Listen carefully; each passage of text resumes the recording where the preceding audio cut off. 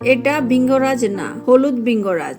অনেকে এই গাছটাকে দেখে বলে এই তো ভিঙ্গরাজ, কিন্তু একটু ভালো করে দেখলে বোঝা যায় এটা আসলে হলুদ ভিঙ্গরাজ, বন ভিঙ্গরাজ। এই গাছের ফুল হয় ছোট হলুদ, নাকের ফুলের মতো, একদম ছবির মতোই।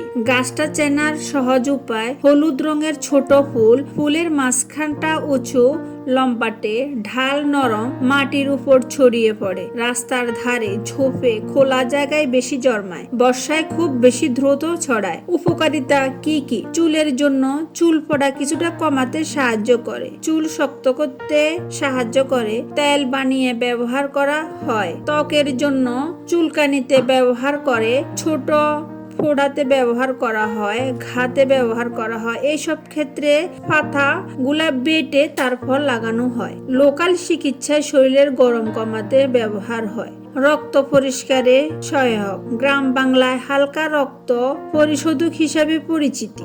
গুরুত্বপূর্ণ কথা, এই গাছটি আসল সাদা ভিঙ্গরাজ নয়, তাই বড় রোগে বা নিয়মিত খাওয়ার আগে অবশ্যই অভিজ্ঞ কারো পরামর্শ দরকার। বাহিরে ব্যবহার তুলনামূলক নিরাপদ। প্রকৃতি আমাদের চারপাশে কত রকম উপকারী গাছ ছড়িয়ে রেখেছে, চিনে নিতে পারলেই কাজে লাগে। তোমরা কি এই গাছ আগে দেখেছো? তোমাদের এলাকায় একে কি নামে ডাকে? কমেন্ট করে জানিও। আসসালামু আলাইকুম রহমতুল্লাহ।